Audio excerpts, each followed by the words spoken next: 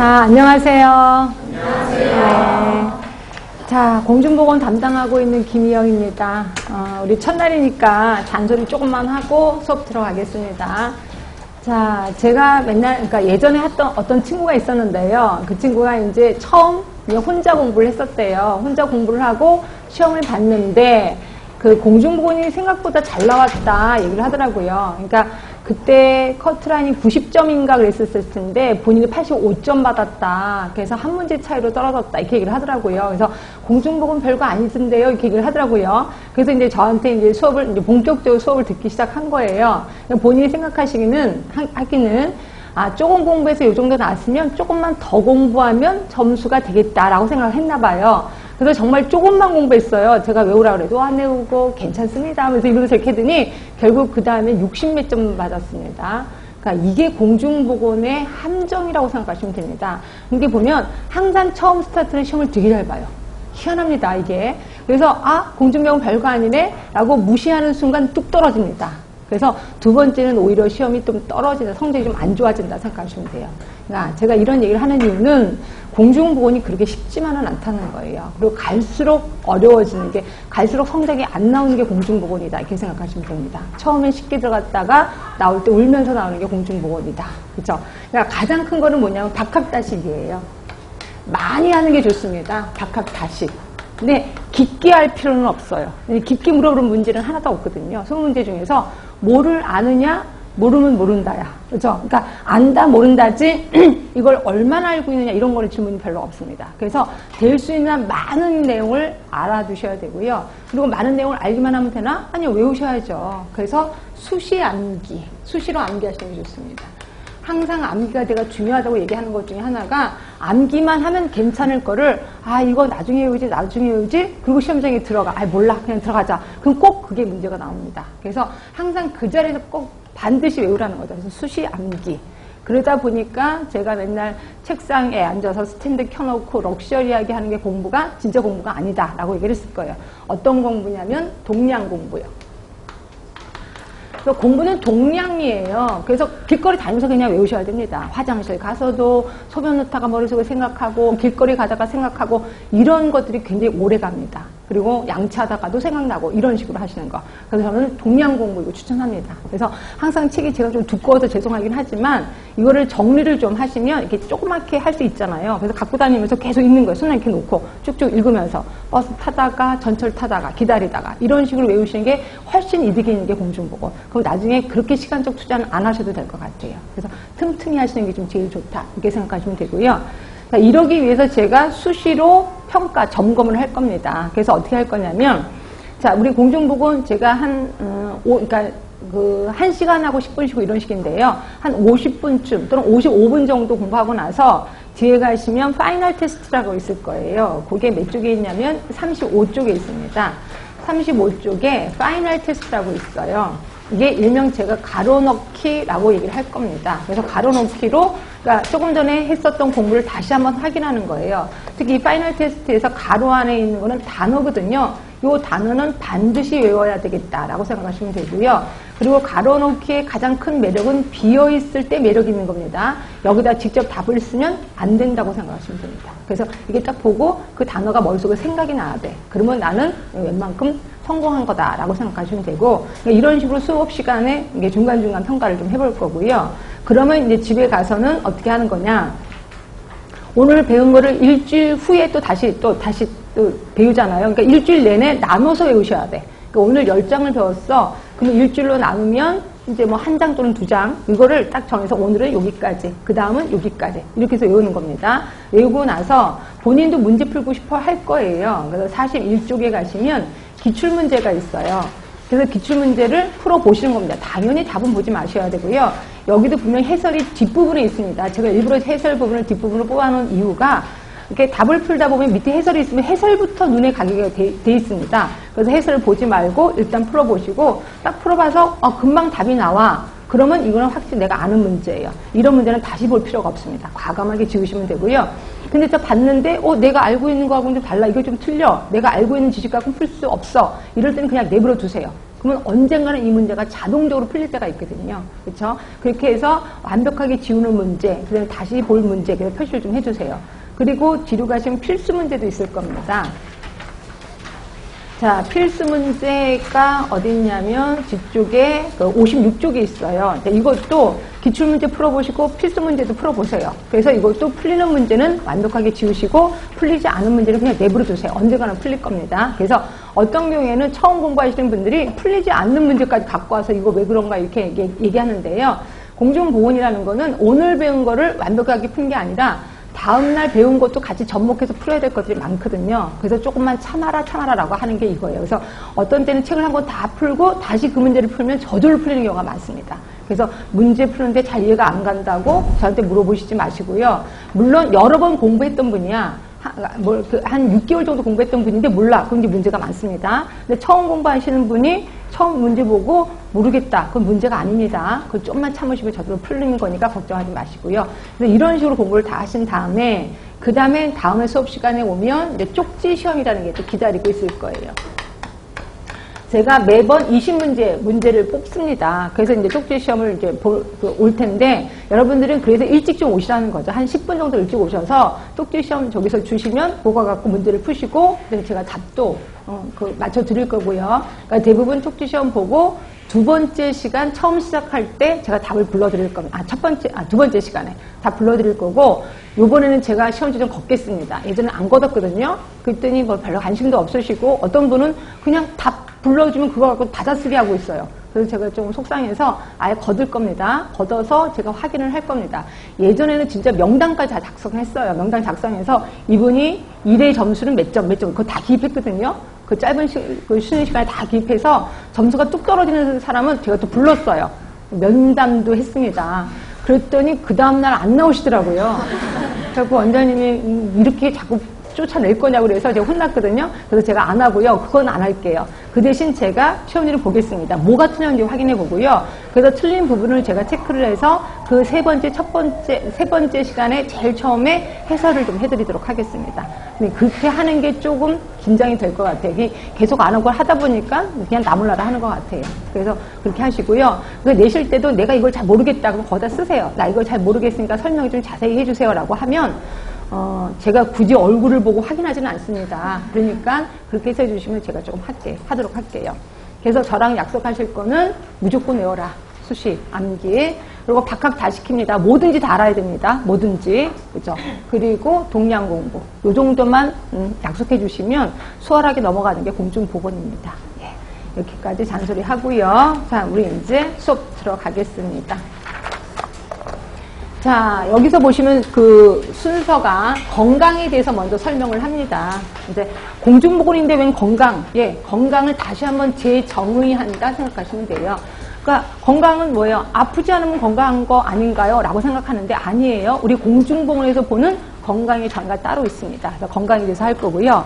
그 다음에 두 번째가 이제 공중보건의 개념 들어가도록 하겠습니다. 이 공중보건의 개념은 시험 문제 공중보건의 개념으로 틀린 것은 이렇게는 나오진 않을 겁니다. 우리 공중보건 하시는 분들은 기본으로 알고 있어야 되는 게 공중보건의 개념 하시면 되고, 그 다음에 역사 얘기를 하도록 하겠습니다. 자, 역사 얘기가 점점 많이 나온다는 것만 알고 계시면 될 겁니다. 그래서 예전에는 국제적인, 그러니까 외국의 역사가 좀 많이 나왔었고 국내 역사는 안 나왔거든요. 근데 요새는 국내 역사도 슬슬 나오기 시작합니다. 그래서 요번에 국내 역사도 거기다 첨부를 한 겁니다. 그렇게 해서 요 두 개 하도록 하겠습니다. 그래서 오늘은 요 정도까지만 하면 될 것 같아요. 자, 제일 처음 봤더니 건강의 정의 나오는데, 자, 건강의 정의 중에 꼭 외워야 될 것, WHO. 기억하셔야 되겠죠? WHO에서 제시한 건강의 정의 48년에 제시를 했습니다. 단순히 질병이 없거나 허약하지 않은 상태를 뜻하는 것만이 아니라, 여기까지 그냥 슬쩍 넘어가세요. 신체, 정신, 사회적 안녕이 완전한 상태에 놓여 있는 것. 자, 여기서 외우실 거. 신체, 정신, 사회적 안녕. 외워두세요. 이 세 개. 자, 신체적 안녕이 무슨 뜻인데요? 밑에 써놨습니다. 질병에 대한 감염 등등등 써놨고요. 자, 정신적 안녕, 이것도 뜻 써놨습니다. 이해되실 겁니다. 사회적 안녕, 요게 시험 문제 좀 많이 나왔죠? 자, 사회적 안녕은 뭐냐면, 사람들이 사회생활하면서 나름대로 역할이 있죠. 여러분들은 학생의 역할이 있을 겁니다. 직장을 다니면 직장인으로서 역할이 있을 거예요. 그 역할을 아주 잘 수행해. 그러면 사회적으로 안녕한 거예요. 물론 이 자리에 앉아있는데 엉덩이도 아프고 졸리기도 하고 정신이 하나도 없어. 그래도 여기 앉아있잖아요. 그래서 이거는 사회적 안녕이다 라고 보는 거죠. 그치? 그래서 보시면 사회에서 자신에게 부과된 사회적인 기능을 다하는 거, 이걸 우리 사회적 안녕 이렇게 표현해요. 자, 이 세 가지 신체, 정신, 사회, 특히 사회적 안녕을 좀 깊게 들어가면 되겠다라고 외우시면 돼요. 자, 그런데 한때 98년에요. 영적인 안녕이 한번 추가되자라고 얘기한 적이 있었습니다. 그리고 여기에 역동성 개념을 추가하자라는 의견이 제시됐었는데 결국 인준되진 않았습니다. 결국 그러면 지금 뭐예요? 영적인 안녕 없는 거네요? 예, 없습니다. 그리고 역동적 개념이 아니야. 그럼 무슨 개념일까요? 지금? 네? 정적인 개념이라고 생각하시면 돼. 그러니까 동적인 개념이 아니라 정적인 개념이에요. WHO의 건강의 정의는 정적인 개념이구나. 이렇게 생각하시면 돼요. 그럼 동적인 개념이라는 건 뭔데요? 좀 이따 다시 설명드릴게요. 일단 정적인 개념을 얘기하는 거고요. 영적인 개념은 없습니다. 근데 예전에 한번 기출문제로 어떤 문제가 나왔었냐면 이런 문제가 나왔었습니다. 한때 건강의 개념에 속했던 거는 무슨 건강이냐. 그래서 1번 사회적, 2번 뭐 어쩌고 하면서 4번이 영적 개념이 들어갔었거든요. 이런 기출문제가 나왔었어요. 그러니까 그 문제 내신 분은 잘 모르셨던 분이죠. 이게 한때 추가가 됐다고 생각을 하신 거예요. 근데 추가가 된 건 아니고 그냥 총회에서 인준이 되지 않았어요. 얘기는 한 적이 있었습니다. 하여튼 그렇게 기출문제가 나왔기 때문에 많은 사람들이 영적인 개념이 들어갔었다라고 생각하는데 그건 아니라는 거죠. 하여튼 그런 거고요. 하여튼 영적인 개념은 그런 식으로만 좀 해석하시면 돼. 자, 그럼 이렇게 WHO의 건강의 정의는 이렇게 넘어가고 그럼 이제 학자들의 정의 시험 문제 나왔었습니다. 특히 버나드 기억하세요. 자, 버나드는 이거 생각하시면 된다 그랬죠? 이거 별로 안 이쁘죠? 이거 별로 안 이쁘죠? 두 개가 균형을 받으면 건강한 겁니다. 결국 외부 환경, 내부 환경의 균형을 받으면 건강한 거예요. 자, 외부 환경이 추워졌어요. 그러면 내 내부 환경이 발빠르게 움직이면 난 건강한 겁니다. 근데 외부 환경이 바뀌었는데 내부 환경이 이거 발빠르게 움직이지 못해. 그러면 질병이 생기는 거죠. 하여튼 이거를 버나드가 얘기를 한 겁니다. 외부 환경 변동에 대해 내부 환경의 항상성이 유지되면 건강한 거다라고 봤고요. 자, 이 사람은 이렇게 표현한 겁니다. 이쪽으로 갈수록 건강한 거래요. 자, 이쪽으로 갈수록 불건강한 거래요. 자, 하루 중에 왔다 갔다 한다는 거죠. 때로는 건강한 쪽으로 갈 수도 있고 때로는 내가 아플 수도 있어. 근데 이게 1시간 이내 또는 몇 분 이내 또 몇 초 이내도 왔다 갔다 할 수 있다는 거죠. 무슨 개념? 동적인 개념이에요. 예, 동적인 개념입니다. 그렇죠? 그런데 WHO는 아니야. 사회적으로 안녕해야 돼. 또 뭐 신체적으로 안녕해야 돼. 딱 정적이잖아요. 근데 더는 동적인 개념을 제시합니다. 어떤 게 더 괜찮아요? 동적인 개념이 훨씬 괜찮습니다. 그렇죠? 그러니까 현대적인 개념은 동적인 개념이다. 이렇게 생각하시면 되고요. 자, 그래서 보시면 건강, 불건강의 연속성 개념을 제시했습니다. 그러면 WHO는 뭐라고 표현할까? 건강, 불건강의 불연속성 개념을 제시했다. 이렇게 제시하면 되죠. 불연속성 개념. 네, 그렇게 해서 하시면 되고.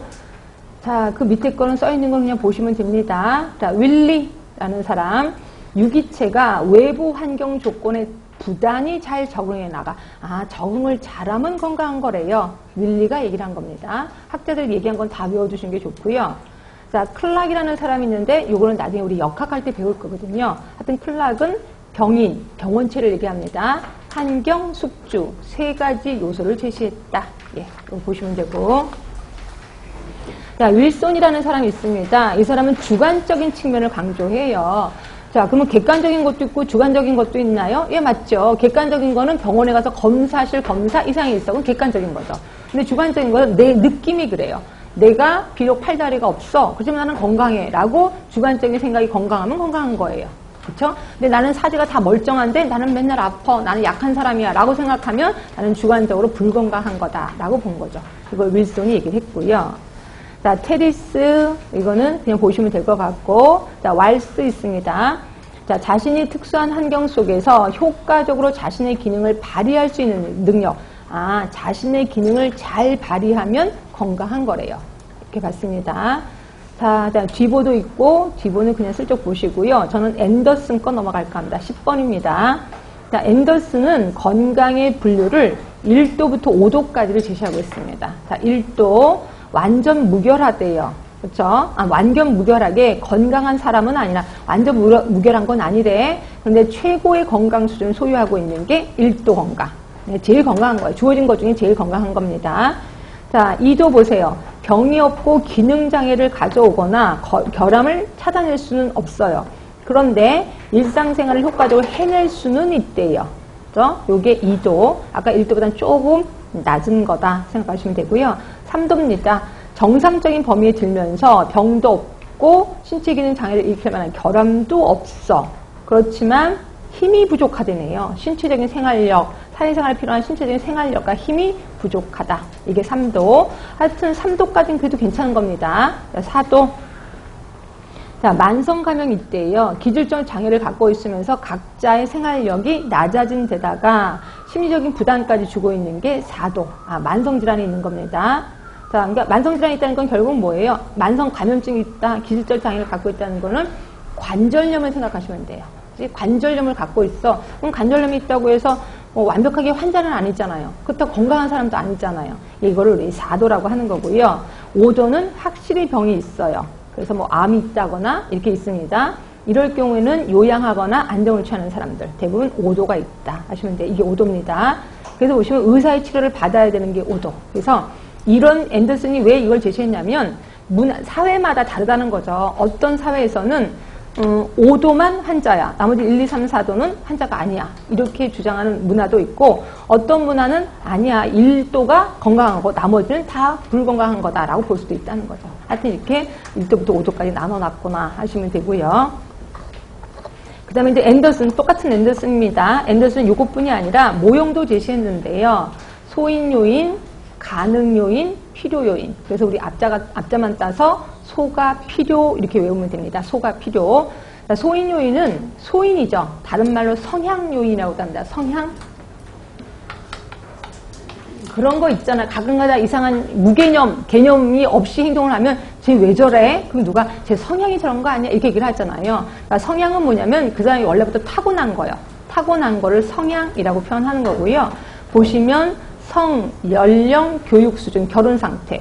남성, 여성 타고난 거잖아요. 연령. 어차피 고치지 못하는 거잖아요. 하여튼 연령 같은 것도 소인 요인이고요. 그래서 인과학적 변수에는 이런 것들이 있고 사회 구조적 변수에 직업, 교육 정도 이런 거 있고요. 개인의 건강 및은 그래서 보건의료에 관한 태도. 원래 나는 질병이라면 이렇게 생각해. 또 어떤 건강은 이렇게 생각하는 그 사람의 태도 또는 지식. 예, 이런 것들을 모두 소인 요인 이렇게 표현합니다. 자, 성, 연령, 직업, 교육 정도, 태도, 지식 이런 거를 얘기를 해요. 근데 이 중에서 가장 중요한 게 뭘까요? 소인 요인 중에서 가장 중요한 거 지식, 태도입니다. 왜요? 다른 거 성, 연령, 직업, 교육 정도는 고칠 수가 없잖아요. 어떤 전문가가 하더라도 성을 바꿀 수는 없잖아. 연령을 바꿀 수는 없잖아. 근데 바꿀 수 있는 게 뭐냐면 지식이나 태도거든요. 그래서 소인 요인 중에서 가장 중요시 여기는 거는 지식이나 태도다 이렇게 생각하시면 돼요. 자, 근데 가능 요인이 있습니다. 가능하니까 뭐를 가능하게 하는 거야. 자, 병원에 가는 거 가능하게 하는 거 뭐가 있으면 돼요? 돈이 있으면 되지 뭐. 이게 돈 같은 거를 얘기해. 결국 자원이에요, 자원. 자, 그런데 자원에는 1번에 가족 자원이 있고요. 2번에 지역사회 자원이 있어요. 자, 가족 자원은 뭐냐면 재산, 또 의료보험이 있어, 소득 이런 것들을 자원 가능하게 해주는 거죠. 자, 지역사회 자원은 의료기관 간의 교통시간 또는 의료자원. 결국 우리 동네에 체육관이 있는데요. 체육관이 무료인데 그 기구가 되게 많아. 그럼 나는 지역사회 자원을 갖고 있는 거예요. 근데 우리 지역사회는 그런 거 하나도 없어. 그럼 나는 지역사회 자원이 없다. 이렇게 생각하시면 돼요. 하여튼 자원, 가족자원, 지역사회 자원 이거는 가능하게 해준다 해서 가능 요인입니다. 자, 필요 요인. 자, 필요 요인은 두 가지가 있어요. 1번에 보시면 환자가 느끼는 피로 이거는 want to라고 얘기를 합니다. 자, 의학적인 피로 need 이렇게 표현해. 이것도 외워두세요. 자, 환자가 느끼는 거 나 병원에 가고 싶어, 치료하고 싶어, want to입니다. 의사가 이거 고치셔야 됩니다 라고 얘기하는 거 need예요. 그러면 want하고 need는 항상 똑같아요, 달라요? 다를 수도 있어요. 다를 수도 있어요. 그래서 두 개가 겹칠 수도 있고 따로따로 떨어뜨릴 수도 있다. 이렇게 생각하시면 됩니다. 그럼 대표적인 건 뭐가 있을까요? want to. 뭐가 있을까요? 요것만 있는 거, 요것만. 그러니까 의사는 치료 안 해도 됩니다. 그랬는데 나는 치료 받고 싶은 거. 예, 이게 감기가 그렇습니다. 감기 같은 거 우리 감기 증상 엄청 심하잖아요. 그래서 뭐 머리도 아프고 뭐 몸도 으실으실 춥고 토하고 막 이래요. 그러면 의사가 정말 올바른 의사 같으면 그냥 참으세요 이래요. 그렇죠? 근데 요즘 의사들은 좀 그런 도덕적 해이 현상 때문에 그냥 다 줍니다. 원래는 치료 안 해도 됩니다. 바이러스를 치료할 수 있는 약이 없거든요. 그래서 이것 때문에 그래서 이제 우리 환자들은 원하고 있다. 근데 의사들은 머리가 제대로 박힌 의사라면 치료하지 않아도 된다라고 보는 거고요. 그러면 의사가 필요하다고 요구하는 거, 요거 뭘까요? 요게 예방접종입니다. 그러니까 의사들은 예방접종이 필요하다고 보는 거고 우리는 굳이 예방접종 안 해도 되지 않을까요? 라고 생각을 한다는 거죠. 그리고 대부분, 그러니까 이게 지금 제가 많이 뛰어나다고 그러는데 정확히 따지면 이겁니다. 이렇게 본다고 생각하시면 돼요. 이렇게. 그래서 이게 따로 있는 건 별로 없고 공통된 게 조금 더 많을 겁니다. 이렇게 알고 계시면 돼요. 그래서 원투가 뭔지, 니드가 뭔지 이것도 구별하셔야 돼. 소가 필요. 그치? 자, 우리 하면서 수시로 점검해 봅시다. 자, 앤더슨이 제시한 겁니다. 자, 뭐라고요? 소가 필요입니다. 소는 뭐예요? 소인 요인, 가는 가능 요인입니다. 이 중에서 내가 돈을 좀 갖고 있습니다. 돈이 어디에 속해? 예, 가능 요인에 속합니다. 자원입니다. 가족 자원. 자, 우리 동네에 체육관이 있는데 무료로 사용할 수 있는 체육관이 있습니다. 나는 뭐를 갖고 있어요? 예, 가능 요인을 갖고 있는 겁니다. 지역사회 자원을 갖고 있는 거예요. 자, 내가 조금 무지해서 질병에 대한 지식이 별로 없어요. 그럼 나는 뭐가 없는 거죠? 소인 요인이 없는 겁니다. 근데 내가 지금 많이 아파요. 그러면 나는 무슨 요인을 갖고 있는 거야? 많이 아파요. 필요 요인을 갖고 있는 겁니다. 예, 그런 식으로 해서 소가 필요가 정확히 뭔지 좀 구분해 주시면 될 것 같아요. 자, 그 다음 넘어갑니다. 캐슬 콥의 건강행위. 자, 이것도 그냥 이렇게 느낌을 쭉 흘러가듯이 하셔야 돼. 일단 아픔의 행태. 자, 이거는 뭐냐면 스스로 아프다고 생각하는 사람이 병원에 찾아가는 행위. 이걸 우리 아픔의 행위야. 내가 너무 아파. 그럼 병원에 가겠죠, 뭐. 또는 아파. 그럼 우리 엄마한테 얘기할 거 아니야. 엄마 는 소화제 있어? 라고 얘기하는 거. 이런 거를 우리는 아픔의 행위 이렇게 표현합니다. 자, 그 다음에 환자 치료 행태가 있어요. 자, 이거는 뭐냐면 치료를 받는 과정에서 치료 지침에 대한 반응을 말하는 거야. 지침을 순응하는지를 알아보는 거야. 순응이라는 거는 그거대로 하는 거를 얘기하는 거예요. 결국 의사를 찾아갔더니 의사가 이거 암인데요? 암 치료 하셔야 됩니다. 라고 했을 때 그 항암요법을 그대로 따라가. 이거를 우리는 환자 치료 행태 이렇게 표현하는 거예요. 그러면 아까 아픔의 행태하고 환자 치료 행태의 차이점은 뭐예요? 예, 아까 아픔의 행위는 진단받기 전. 그러나 진단받은 후에는 이제 환자 순응 역할을 하는 거죠. 진단받은 후는 환자 치료 행태라고 보시면 되는 거고요. 그러면 예방보건 행태는요. 말 그대로 예방이죠. 스스로 건강하다고 믿고 있는 사람들이 증상이 없을 때 하는 행위. 그래서 지금 나 건강해. 이 건강을 유지하기 위해서 체중도 조절하고 운동도 하고 이런 것들을 예방보건 행태 이렇게 표현합니다. 외우셔야 돼. 그러니까 순서대로 예방보건 행태, 아픔의 행태, 그 다음에 환자 치료 행태 이렇게 해서 외우시면 되고요. 자, 그 다음에 12번 이 사람 꼭 외워두세요. 라논드 엄청 중요한 사람입니다.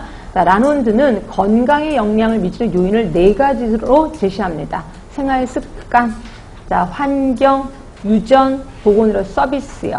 자, 이 중에 가장 큰 영향을 미치는 거는 생활 습관. 이왕 외우는 거 순서대로 외우세요. 생활 습관 있잖아요. 나 짠 거 먹는 거 습관 있어. 나 담배 피는 습관 있어. 예, 그러면 오래 못 살겠죠. 근데 내가 운동하는 습관이 있어. 나름대로 튼튼할 겁니다. 하여튼 생활 습관이 50%고요. 네, 환경이요.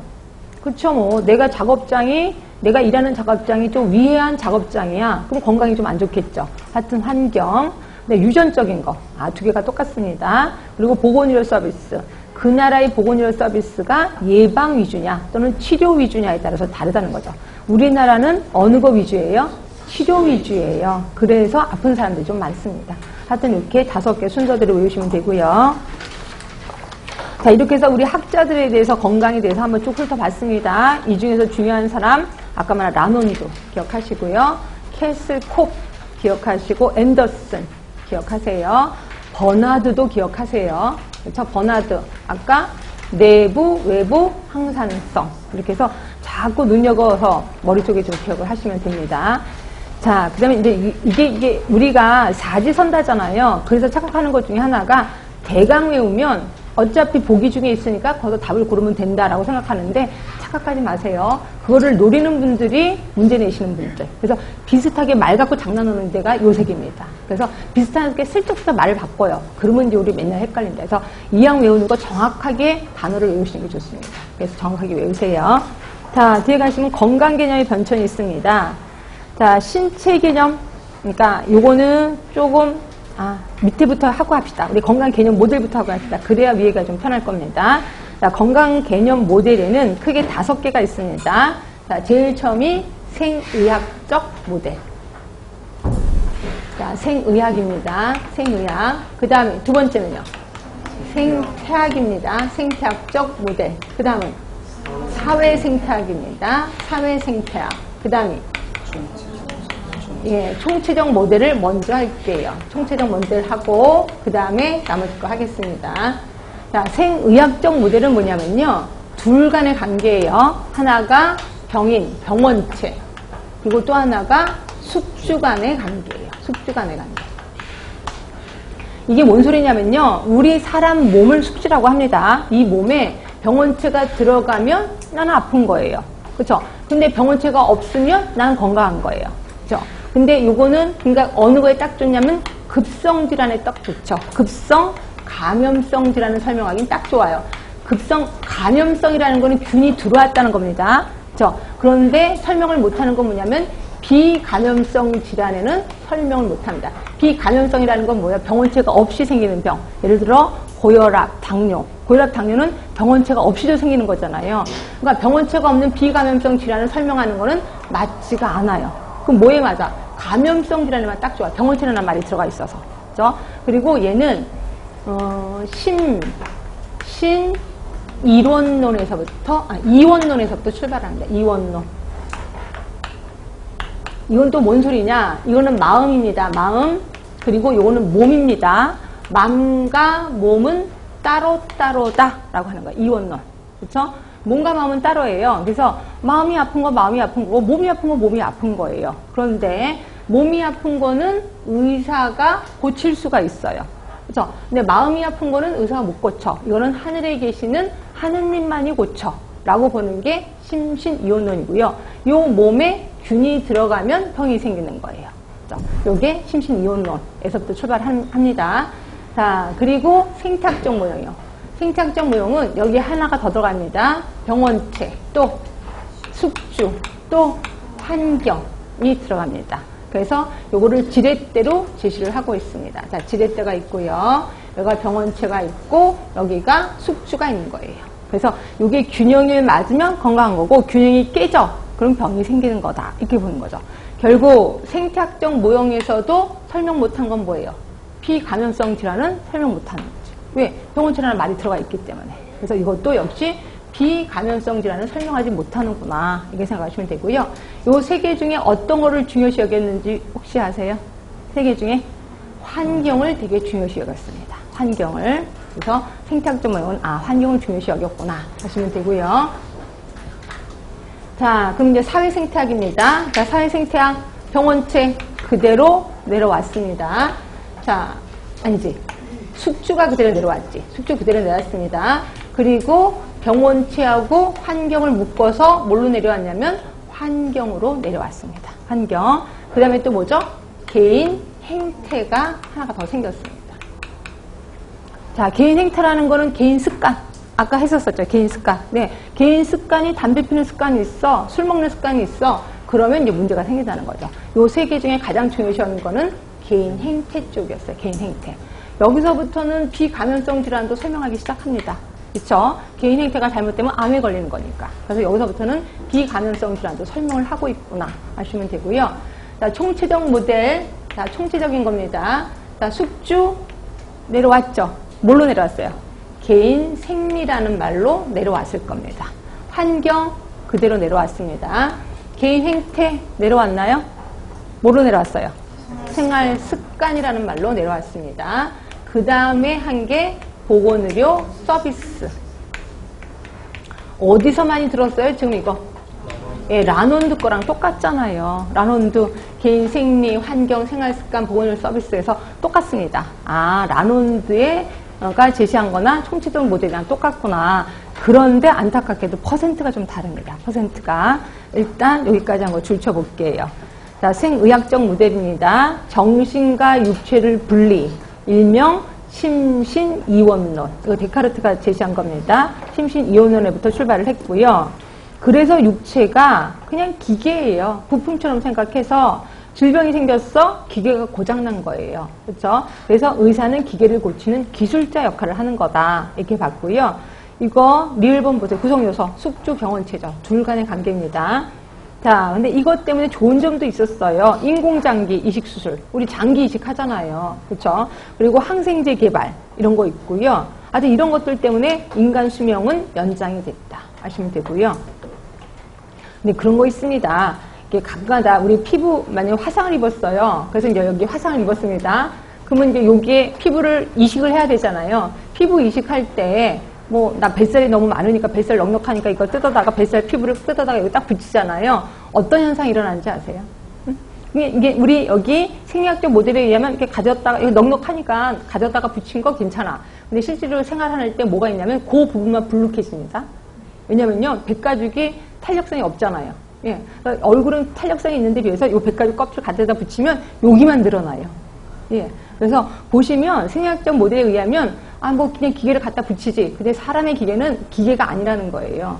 그래서 우리 우스갯소리로 어떤 사람이 다리가 잘려졌는데 다리를 붙였대요. 근데 여자 다리를 붙였대요. 근데 이게 뭐 화장실 가면 한쪽 다리는 자꾸 앉으려고 그러고 한쪽 다리를 쓰려고 해서 그런다는데 그게 우스갯소리가 아니라 진짜로 그렇습니다. 그래서 항상 그 기능을 하고 있습니다. 그 자리에서. 기계가 아니라는 거예요. 하여튼 이렇게 인공장기 이식수술 이런 것들이 좀 있습니다. 생의학적 모델. 자, 생태학입니다. 일명 지렛대 이론이라고 하는 거고요. 숙주, 병원체, 환경.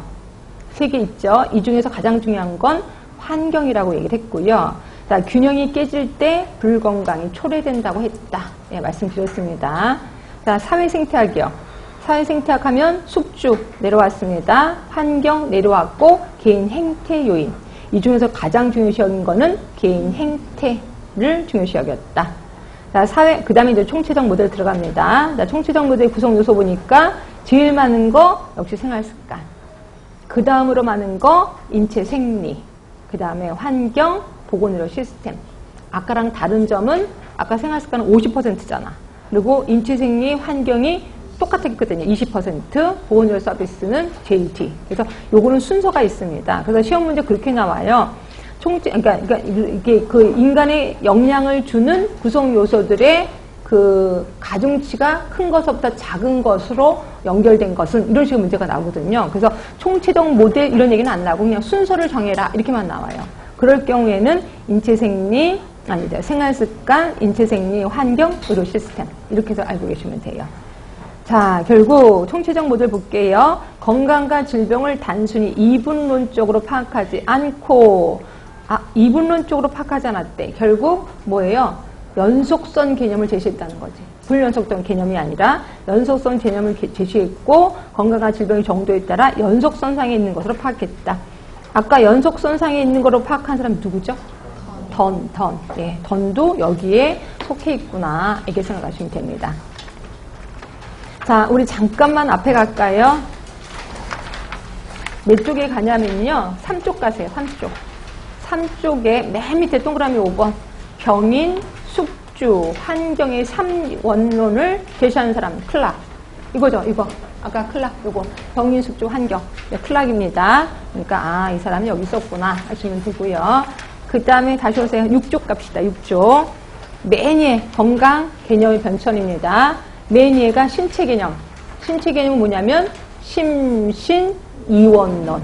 이원론입니다. 이게 19세기 이전이고요. 19세기로 가면 심신 개념으로 바뀝니다. 심신 개념은 심신 이론론이에요. 몸과 마음은 하나예요. 그래서 몸이 아프면 마음도 아플 수 있고 마음이 아프면 몸도 아플 수 있습니다. 맞죠? 우리 마음 아프면 몸도 아프잖아. 몸 아프면 마음도 울적하잖아요. 하여튼 이게 심신 개념. 그 다음에 이게 20세기로 가면 생활 개념으로 바뀝니다. 뭐가 하나 더 추가가 됐을까? 예? 예. 아까 신체적, 심리적, 또 하나가, 그러니까 심리적 하면 정신적인 거겠죠. 그리고 사회적. 여기에 하나 더 들어가는 게 생활 개념이에요.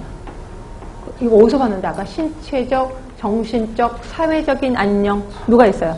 WHO가 얘기한 거잖아요. 예, WHO가 제시한 건강의 정의가 생활 개념이에요. 생활 개념. 아까 앞에서 배운 거 다 다시 한번 반복하는 겁니다. 신체 개념, 심신 이론론, 심신 개념, 심신 이론론. 생활 개념은 WHO의 건강의 개념을 생활 개념이라고 하는구나 하시면 되고요. 자, 이렇게 건강이 바뀌었다는 거예요. 그리고 예전에는 정적 개념, WHO가 제시한 거, 그러나 지금은 동적 개념, 던이 제시한 거, 이렇게 바뀌었구나 하시면 되고요. 예전에는 병리학적 개념이에요. 자, 병리학적 개념은 뭐예요? 숙주 안에 병원처가 들어간 거예요. 병리학적 개념입니다. 그런데 생태학적 개념으로 바뀌었대요. 여기 뭐가 하나 더 들어간 거예요? 환경이 하나 더 들어간 거예요. 그렇죠? 이렇게 바뀌었고요. 자, 불연속 개념에서 지금은 연속 개념으로 바뀌었다. 아실 거고요. 자, 예전에는 운명론적 사고예요. 거의 개인이 책임이야. 내가 그냥 제대로 운동을 안 해서, 제대로 깨끗하게 안 해서 병이 생긴 거야. 그러나 지금은 사회적 책임이에요. 국가가 나를 해줘야 되는 거. 그래서 이거를 건강권이라고 표현합니다. 건강한 권리가 있다는 거죠. 건강한 권리가 있고 국가가 이걸 해결해 줘야 돼 라고 개념이 바뀌었다는 거죠. 자, 이런 거는 외운다라기보단 상식하시는 겁니다. 그래서 이제는 정적인 개념 아니야. 이제는 동적인 거야. 그리고 이제는 심신 개념이 아니라 이제는 생활 개념이야. 이런 식으로 해서 공중보건 하시는 분, 학도들의 특징입니다. 이건 다 상식입니다. 네, 그렇게 해서 좀 알아두시고요. 자, 여기서 우리 건강에 대해서 얘기를 했고, 자, 옆으로 가시면 이러한 건강을 증진하는 방법에 대해서 쭉 나와 있는데요. 그렇게까지 중요하진 않습니다. 그냥 쭉 보시면 돼. 쭉 보시는데 저는 체크 포인트를 잠깐만 보도록 할게요. 자, 체크 포인트에 보시면 보건복지부가 국민건강생활규칙 8가지 원칙을 제시했고요. 그 다음에 그 밑에 가시면 국민건강생활지침 10가지를 제시했습니다. 죄송하지만 이거 시험 문제 나섰습니다. 2개 다. 그치? 이거 외우기도 그렇고 모르겠습니다. 제가 문제를 풀어도 잘 모르고 틀릴 것 같아요. 근데 이런 문제가 자꾸 나온다니까요. 자, 보시면 8원칙 보세요. 청결, 음식을 싱겁게, 예방접종, 과음하지 마라. 우리가 익히 들었던 잔소리예요. 다. 그렇죠? 담배 피우지 마라. 규칙적 운동해라. 이왕할 거라면 활력을 갖고 해라. 뭐 이런 거 있습니다. 그리고 쓸데없이 8번을 왜 나왔어요? 아껴 쓰고 적게 버려 건강한 환경 만들기. 이런 것도 있습니다. 어떻게 외우실래요? 하여튼 이런 문제가 나온다니까요. 그렇죠? 근데 문제는 나도 모르면 상대방도 몰라요. 이걸 다 외우는 사람이 누가 있겠어요? 그러니까 결국 몰라요, 이런 거. 그러니까 이런 문제 나오면 다 틀렸다. 그런데 희한하게 맞는 사람이 있어요. 어떤 사람? 응? 어떤 사람? 운 좋은 사람? 점장이한테 가야 돼요? 그게 아니라 자꾸 눈도장 찍으면 돼요. 이게 딱 보면 눈도장 찍으면 그렇구나. 외우지는 않아도 자꾸 눈도장 찍으면 이런 거 있었지, 이런 거 있었지. 이렇게 해서 보면 우연찮게 이게 나올 때가 있거든요. 예, 그래서 자꾸 볼 수밖에 없습니다. 그래서 자꾸만 제가 눈도장 찍어라, 눈도장 찍으라는 게 자꾸 말로 한번 해보라는 거예요. 말로. 그치? 그렇게 사는 거고요. 저는 예전에 이런 거 있을 때 어떻게 외웠냐면요. 안 외우진 않았거든요. 외우려고 하지도 않았지만 어떻게 했냐면 이걸 내 몸에 비춰봐요. 그래서 먹는 거 있습니다. 그리고 목욕하는 거 있잖아. 청결. 또 운동하는 거. 그래서 내 몸에 빗대를 했어요. 그래서 다는 못하더라도 한 번이라도 내 몸에 적용하면 우연찮게 문제가 나오면 그때 맞아 먹는 거 있었어. 또 목욕하는 거 있었어. 이런 식으로 답을 풀 수가 있거든요. 그런 식으로 자꾸 적용을 하시는 게 좋고요. 이거 며칠 전은 아니고 벌써 아까 C형 간염 나오면서 C형 간염의 예방 방법 중에 뭐가 하나 있는 줄 아세요? 여기는 없습니다. 성관계, 가벼운 성관계. 되게 웃겨요. 성관계도 중한 성관계가 있나 봐.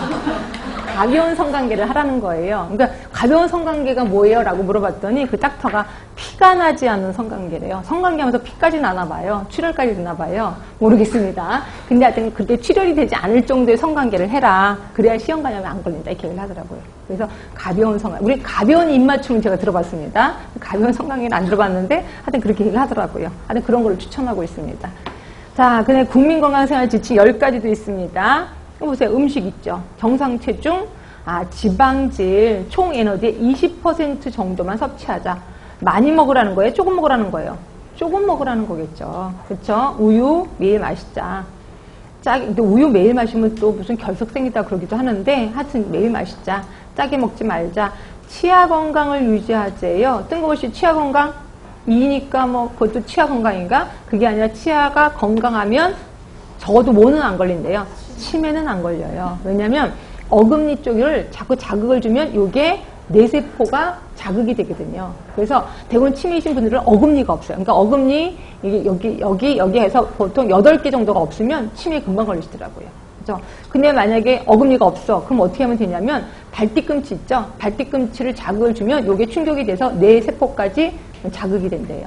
그래서 이렇게 걸을 때 뒤꿈치 쾅쾅거리고 걸어라 이렇게 얘기를 하기도 합니다. 하여튼 요거 이렇게 얘기를 하는 거고요. 술, 담배, 카페인 있습니다. 즐겁게 식사하자. 단백질은 충분히 먹어라. 그래서 노인이 돼도 충분히 먹어야 될 건 단백질입니다.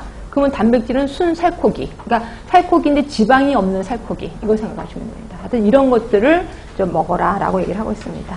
그치? 자, 이제 건강에 대해서는 끝이 났고요. 이제 반면에 질병 얘기를 좀 할까 합니다. 자, 질병 의학사전은 그냥 보시면 될 것 같고요. 질병 발생설의 역사적인 번천. 이것도 외워둡시다. 별거 아니니까. 맨 처음에는 정령설 시대예요. 또는 종교설, 신벌설 시대입니다. 말 그대로 신이 벌 준 거죠. 내가 나쁜 짓을 많이 해서 악마가 내 몸에 들어온 거예요. 그래서 내 몸에 악마가 있기 때문에 내가 아픈 거예요. 그럼 어떻게 하면 돼? 나는 병원에 가는 게 아니라 무당을 찾아가야 되겠죠. 무당을 찾아간 무당이 그 나쁜 악마를 내쫓아 줄 겁니다. 그럼 무당이 어떻게? 뭐 괴롭히는 거죠. 내 몸을 막 때려. 그러면 이게 아프니까 귀신이 도망간다는 거죠. 이거 지금도 있죠. 안수기도라는 거 있죠. 안수기도는 엄청 때리는 거라면서요. 막 때린대요. 제정신 차릴 때까지. 그래서 우리 텔레비 고장나면 막 때리면 정신 차리잖아요. 그래서 제정신 차릴 때까지 막 때리는 거예요. 그러다 죽으면 아 악마가 이겼구나 이렇게 본다는 거죠. 예, 이게 우리 정령설 시대. 이게 생각하시면 돼. 자, 그리고 점성설 시대는 우주설이에요. 그러니까 별자리의 운행과 사람의 몸에 거의 비슷하다는 거죠. 그래서 보시면 혹시 여러분들 50이 넘으면 뭐지? 그 세상 사는 이치를 안다고 하잖아요. 그런 얘기 들어보셨죠? 그 이치가 뭔지는 아세요? 그러니까 대부분 50이 넘었잖아요. 그럼 몸이 막 아파요. 어느 순간에 근데 이상하다 오늘 왜 몸이 아프지? 그러면 희한하게 그 다음날 비가 온대요. 하늘의 이치를 알잖아요. 그렇죠? 네, 그거예요. 그래서 별자리랑 사람 몸이랑 거의 비슷하다는 거죠. 그래서 별똥별 떨어져. 그러면 이제 우리 집에 있는 환자분이 돌아가시겠구나 라고 생각하는 거. 이걸 우리는 점성설 시대 이렇게 표현합니다. 자, 장기설이요. 이건 좀 알아둡시다. 장기설 하면 더러운 공기라고 그랬죠. 더러운 공기가 우리 몸에 들어가. 그럼 병이 생길 수밖에 없죠. 그러면 병을 나으려면 더러운 공기를 내 몸에서 내보내야 돼. 그럼 내보내려면 어떻게 내보내야 되냐면 산 좋고 물 좋은 곳에 가는 거예요. 공기 좋은 곳에. 거기서 숨을 쉬고 햄먹 같은 걸 치고 거기서 잠을 자. 그러면 내 몸에 있는 나쁜 공기가 서서히 빠져나간다는 거죠. 또 이렇게도 되고 또는 연기 있잖아요. 연기를 막 세워. 그러면 연기를 이렇게 하면 이게 소독이 된다. 이렇게 얘기를 하고 있습니다. 더러운 공기가 소독이 되는 거죠. 하여튼 이게 장기설. 누가 먼저 얘기했냐면 히포크라테스가 주장을 합니다. 그래서 히포크라테스의 장기설 이렇게 외우시면 돼. 오염된 공기 이걸 했고요. 자, 접촉 감염설입니다. 접촉 감염설은 자, 그 병에 걸린 사람이랑 접촉을 했어. 그럼 병이 걸리는 거죠. 대표적으로 성병이 그렇습니다. 매독 에이즈 같은 경우. 그 사람이랑 하룻밤 자. 그럼 내 몸이 걸리겠죠. 이걸 접촉 감염성 시대라고 얘기하는 거고요. 자, 미생물 병인설 시대. 드디어 세균설 나옵니다. 우리 몸에 세균이 들어오면 병이 생기는 거다. 그 균을 발견한 사람이 코흐 파스테르 있습니다. 자, 탈미생물학 시대. 균이 없어도 병이 생긴다는 거죠. 결국 미생물 병인설 시대는 감염병을 얘기하는 거고요. 탈미생물 시대는 뭐예요? 무슨 감염? 비감염성 질환을 얘기한다. 이렇게 생각하시면 돼요. 하여튼 이렇게 있고요. 요거 순서대로 외워둡시다. 순서대로 한번 볼까요? 맨 처음에 무슨 시대? 정령설 시대. 그 다음이 점성설 시대. 세 번째가 장기설. 그 다음이 접촉 감염설. 그 다음에 미생물 세균학설 시대. 또 하나가 탈미생물학 시대. 그래서 순서대로 외우시는 게 좋습니다.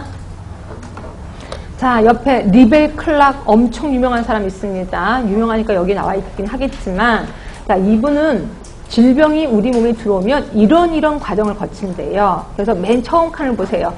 병인, 숙주, 환경의 상호작용, 무슨 모형? 병인, 숙주, 환경 다 나왔습니다. 무슨 모형? 생태학적 모형. 예, 생태학적 모형에서 얘네가 균형을 받으면 건강한 거래요. 그래서 이걸 비병원성기 이렇게 놨고, 드디어 병원체가, 그러니까 병원체가 내 몸에 들어와도요, 내 몸에 들어와 있어. 근데 우리 몸속에 병원체 있어요? 그냥 기본으로 있어요? 있어요. 우리 여기 피부에도 포도당 구균 되게 많습니다. 안에는 대장균도 있고 다 있어요. 그런데 나는 아프지 않는 게 균형을 받아서 그런 거예요. 환경 또 숙주 병인이 균형을 받아서 얘가 안 아픈 겁니다. 그런데 균형이 깨졌어. 그래서 병이라는 건 병원체입니다. 병원체가 더 활발하게 움직여. 그러면 이거를 초기 병원성기라고 표현하는데요. 그래도 여기까지는 내가 아픈지 몰라요. 초기 병원성기. 그 다음에 세 번째는 드디어 숙주가 반응을 합니다. 아까 병원체가 자극을 시작했지. 숙주가 드디어 이거 영향을 받아. 이거를 우리 불연성 감염기라고 하는 거고요. 그리고 질병, 현성질환기입니다. 결국 내가 와락 아픈 거예요. 결국 요 두 단계를 묶어서 나는 지금 아프고 있는 상태입니다. 환자라고 얘기할 수 있고요. 그 다음에 여기서 회복이 되면 회복 또는 재활 이렇게 생각하시면 돼요. 요 단계를 거칩니다. 자, 외우실 거. 가로 안에 있는 말을 외우세요. 비병원성기, 초기 병원성기, 불연성, 현성, 재활기. 이렇게 기억하시면 돼. 자, 그래서 보시면, 그러면 요 단계에 따라서 이걸 자연사라고 표현합니다. 질병의 자연사 단계, 이렇게 표현하는데, 요 과정에 따라서 예방을 좀 해야 돼요. 자, 예방을 보시면 예비적 조치입니다. 자, 건강 증진이나 적당한 운동이나 식이 등의 적극적 예방활동. 예방은 예방인데 적극적 예방활동. 그리고 초기 병원성기는 소극적 예방활동. 그 다음에 불연성 감염기는 조기 발견, 조기 치료. 자, 현성은 악화 방지를 위한 치료. 이거 갖고 말장난 엄청 많이 합니다. 기출 문제에. 그 다음에 재활은 재활. 아시면 돼요. 여기서 어떻게 시험 문제가 나왔었냐면 조기 악화 방지를 위한 치료. 이렇게 시험 문제 나오고 있었습니다. 그런 말 없습니다. 조기 치료가 있지 조기 악화 방지를 위한 치료 이런 말은 없어요. 그러니까 시험 문제가 자기네들도 시험 문제 내시는 분이 가만히 들여다보고 이렇게 말도 안 되는 걸 짝짓기를 하는 거예요. 그렇죠? 그래서 정확하게 단어를 외우지 않으면 거기에 낚이기 쉽다는 거죠. 그리고 앞에 두 단계는 1차 예방, 가운데 두 단계는 2차 예방, 그리고 맨 끝에가 3차 예방 하시면 되고요. 적용 범위가 뭐냐면요. 1차 예방은 75%까지 해당이 된대요. 그러니까 75% 예방을 하면 병은 안 생긴다는 거고 2차가 25, 3차가 5% 이렇게 생각하시면 됩니다. 요거 외워두세요. 자, 우리 한번 외웠는지 확인해 봅시다. 맨 처음에 무슨 기? 예, 비병원성기야. 병원이 아니라는 거죠. 비병원성기. 병원에 갈 때가 안 됐다는 거야. 그 다음에 초기 병원성기입니다. 초기 병원성기. 또 불연성입니다. 그 다음이 현성. 그 다음이 재활입니다. 이 5단계를 제시했고요. 이 중에 얘는 무슨 예방? 적극적 예방. 그리고 얘는 소극적 예방입니다. 불연성은요? 조기 발견, 조기 치료예요. 현성은요? 악화 방지를 위한 치료예요. 그렇죠? 이거는 재활이고요. 자, 1차 예방 어디 있어요? 얘네 둘이죠. 얘네 둘 2차 예방입니다. 얘는 3차 예방. 이렇게 해서 하시고요. 시험 문제에 이렇게 나올 수도 있습니다. 2차 예방의 네 번째 단계가 뭐냐? 그럼 뭐예요? 2차 예방의 네 번째 단계. 이거죠. 네. 그러면 1차 예방의 두 번째 단계. 이거죠. 네, 그렇게 보는 겁니다. 그러니까 그렇게 시험 문제. 그러니까 네 단계는 뭐냐, 다섯 번째 단계는 뭐냐, 이렇게 나올 수도 있고요. 1차 예방의 두 번째 단계, 3차 예방의 첫 번째 단계, 2차 예방의 첫 번째 단계, 이렇게 나올 수도 있습니다. 그래서 단계도 외우시고, 예방도 외우시고. 그래서 리벨 클락은 이렇게도 나오고 저렇게도 나오고 그렇습니다. 그래서 머릿속에 좀 기억하시는 게 좋습니다. 자, 뒤로 갈게요. 이제 건강, 질병 다 끝났고요. 공중보건학 개념 들어갑니다. 잠깐만 가로놓기 들어갈게요. 별로 한 건 없지만 한번 해볼게요. 자, 35쪽입니다. 자, 세계보건기구가 제시한 건강의 정의예요. 단순히 질병이 없고 허약하지 않은 상태만을 의미하는 것이 아니라 무슨적, 육체적 나왔습니다. 또 정신적, 또 하나가 사회적 안녕. 자, 그래서 그 뜻 써놨고요. 2번입니다. 외부 환경 변동에 대해 내부 환경의 항상성 번화드. 3번입니다. 자신의 특수한 환경 속에서 기능을 잘 발휘할 수 있을 때 건강한 거래요. 왈스예요. 왈스. 그쵸? 네 번째, 건강, 불건강의 연속성 개념, 던 있습니다. 다섯 번째, 자, 외부 환경 조건에 부단히 잘 적응해가는 거, 윌리입니다. 윌리. 아까 배웠던 기억 나실 겁니다. 자, 건강 모형, 생물학적 또는 생의학적 모델이야. 자, 생의학적 모델, 병원체, 숙주 간의 관계. 생태학적 모델, 병원체, 숙주, 환경 간의 관계. 사회생태학적 모델, 숙주, 또 환경, 또 하나 개인 행태. 자, 사회문화적 모형, 이거 아까 안 했구나. 이거 해야 되는데. 자, 좀 더 할게요. 총체적 모델, 이거는 생활습관, 순서대로 생활습관, 그 다음에 인체 생리, 환경, 그 다음에 보건복지, 사회복지 서비스, 보건의료 서비스. 그쵸? 그래서 4단계입니다. 자, 건강 개념의 시대적 변청, 19세기 이전은 신체 개념, 그러니까 심신이원론, 19세기는 심신이론론, 심신개념입니다. 20세기는 생활개념 있고요. 자, 요거 아까 안 한 거 합시다. 6쪽으로 갑시다.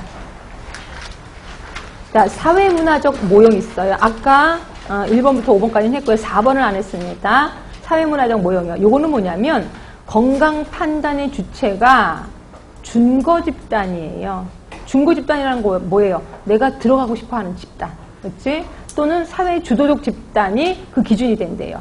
사회 주도, 그러니까 결국 뭔 소리냐면요. 내가 어떤 직장을 다녀, 그럼 그 직장이 건강이다 불건강이다를 판단한대요. 그렇죠? 무슨 소리인지 모르겠어요? 내가 간호사예요. 그러면 간호사 집단은요, 간호사 집단 자체가 너는 병이야, 아니야 라고 판단한다는 거죠. 그리고 내가 아파서 오늘 병원 오늘 뭐 직장 못 나가요. 그러면 어디가 아픈데 물어봐요. 여기 아픈데, 야, 그 정도는 뭐가 아픈 거야, 나와! 그럼 질병이 아닌 거예요.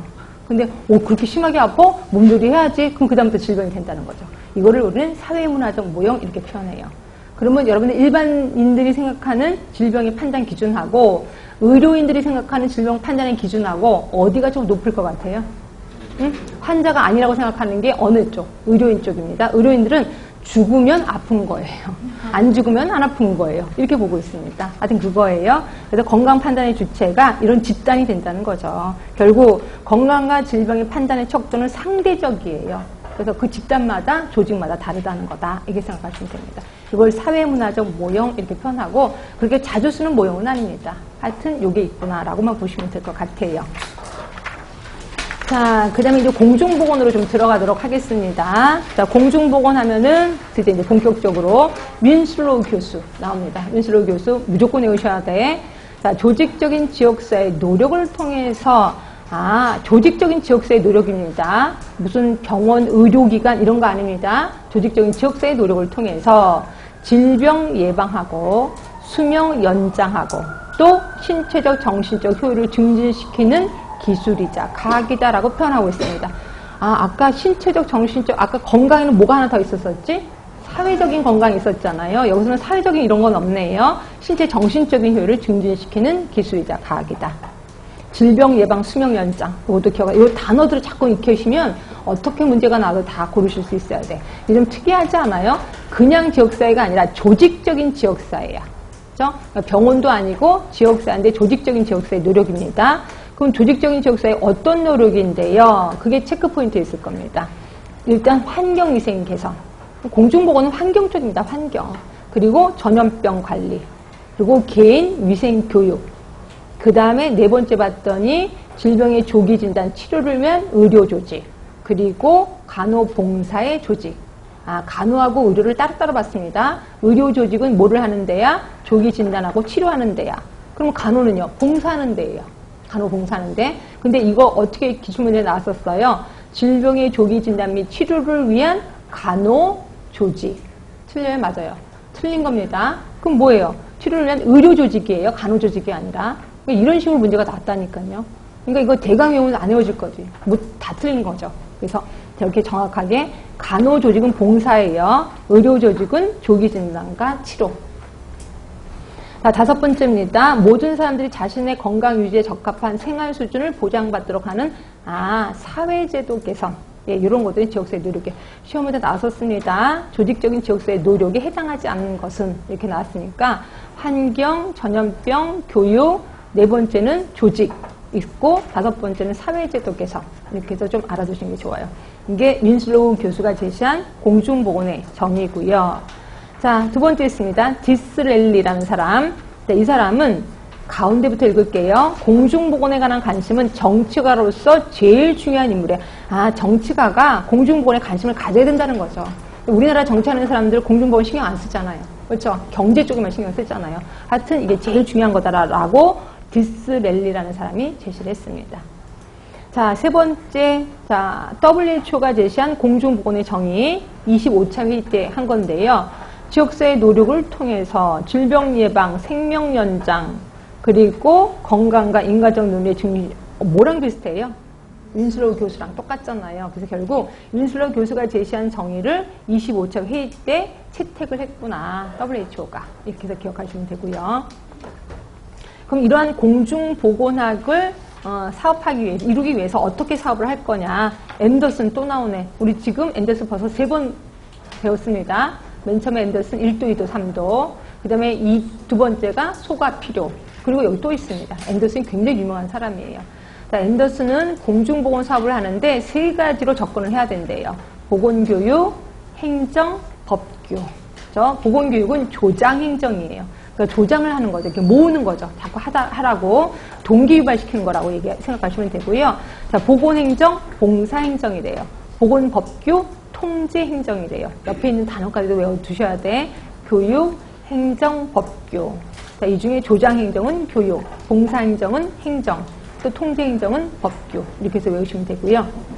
자, 그러면 아스톤이라는 사람 기출문제로 딱 한 번 나왔습니다. 그리고 여태까지 감감무소식이긴 하는데 이게 또 감감무소식이었다 언제 또 쑥 나올지도 몰라서 아스톤이 제시한 거는 4단계. 1차부터 4차까지입니다. 이것도 순서대로 외우실 수밖에 없어요. 산업보건 대도시기. 자, 산업보건, 산업화 도시화로 보건 문제가 개인 문제일까요? 집단 문제일까요? 산업보건. 네, 집단 문제예요. 집단으로 그 병이 생기면 공장 문을 닫게 되는 거거든요. 그래서 집단에 포커스를 준 게 산업보건 대도시기. 자, 이러다 보니까 개인이 너무 무시되잖아요. 그래서 2차 단계에 개인위생 중점 시기로 들어갑니다. 개인 위주야. 이때 중요한 게 예방접종이에요. 예방접종. 그 다음에 세 번째가 치료의학 전성기. 왜? 신의약품이 개발됐거든요. 약이 개발되니까 전성기를 이루는 거죠. 치료의학이. 그리고 4차 단계로 가서 다시 공중보건 단계로 갑니다. 신공중보건이에요. 결국 이제는 개인이 아니라 사회적 문제 해결을 위해서 의료 서비스를 줘. 다시 집단이 중요하게 된 거죠. 그렇죠? 자, 외웁시다. 산업보건, 그 다음에 개인으로 가고 치료의학 전성기고 다시 신공중보건 단계로 갑니다. 하여튼 이게 아스톤이 제시한 거고요.